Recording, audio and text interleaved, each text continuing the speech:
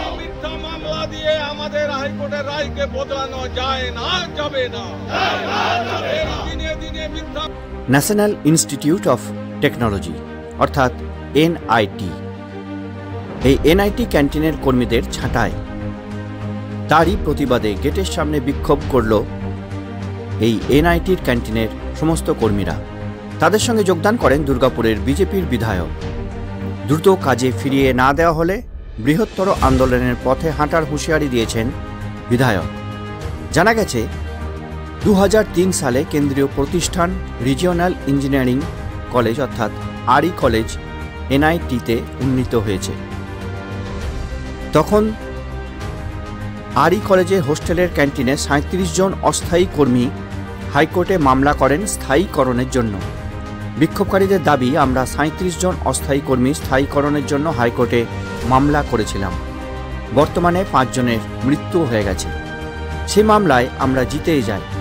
NIT কর্তৃপক্ষ হাইকোর্টে হাজির দেওয়ার নির্দেশ দিয়ে নোটিশ দেওয়া হয়। কর্তৃপক্ষ হাইকোর্টে হাজির না দিয়ে 2024 সালের শেষের দিকে আমাদের নামে দুর্গাপুর থানায় মিথ্যা অভিযোগ দায়ের করেন। তারপরে আমাদের 12 জনকে কাজ থেকে ছাঁটাই করে দেওয়া হয়।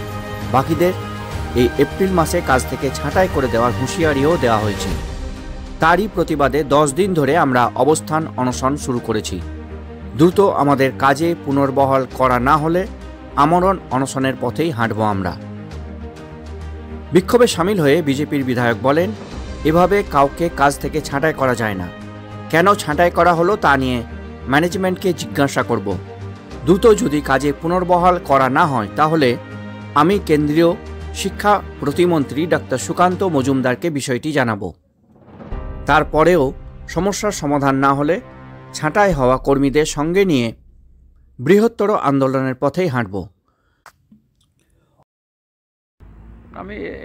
আমার কাছে খবর ছিল যারা দীর্ঘদিন ধরে কাজ করছেন এখানে হোস্টেলে, প্রায় 40 বছর ধরে প্রায় কাজ করছে, কেউ 35 বছর কাজ করছে।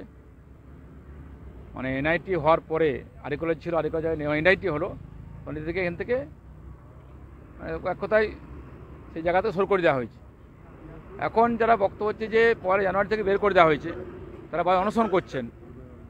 অনশন করার পরে আমার খবর ছিল, আমি এখানে ছুটে এসেছি এই কারণেই, যারা দীর্ঘদিন ধরে এনআইটি তারা পরিশ্রম করে জীবনটা শেষ করে দিলেন, শেষ প্রান্তে দাঁড়িয়েছেন, কী কারণে এনআইটি কর্তৃপক্ষ তাকে বাইরে বার করে দিয়েছেন আমার জানার ইচ্ছা হয়েছে। আমি এসেছি, কথা বলেছি, কোর্টের রায়ে ওনারা জিতে গেছেন, তারপরেও তাদেরকে কাজ করতে দেওয়া হচ্ছে না।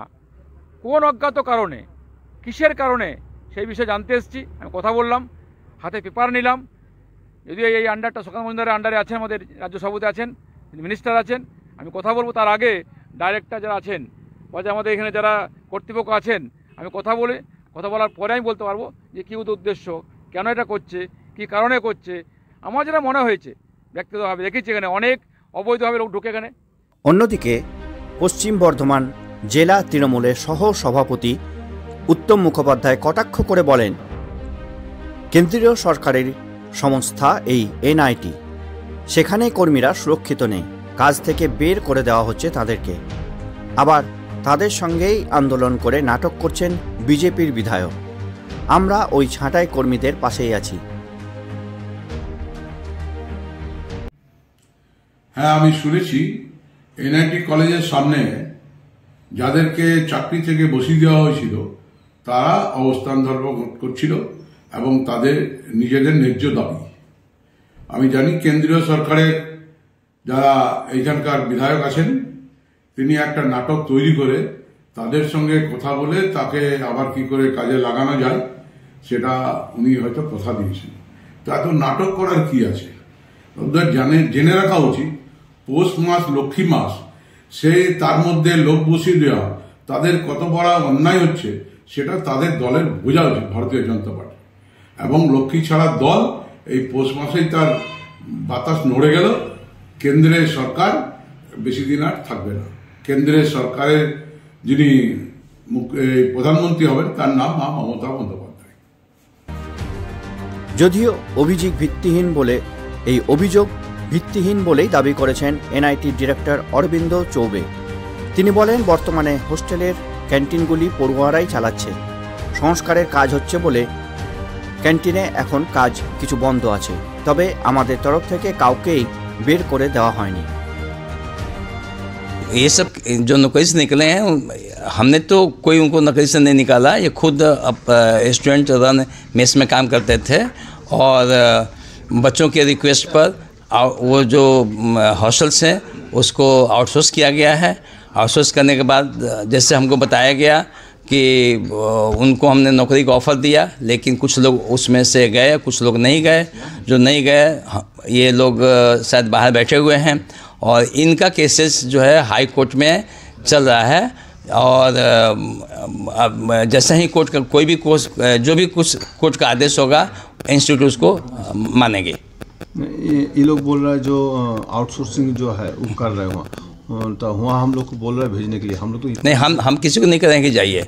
हम चूँकि ये स्टूडेंट रन मेस है, किसी को हम ये नहीं कहेंगे कि आप यहाँ से जाइए या रहिए।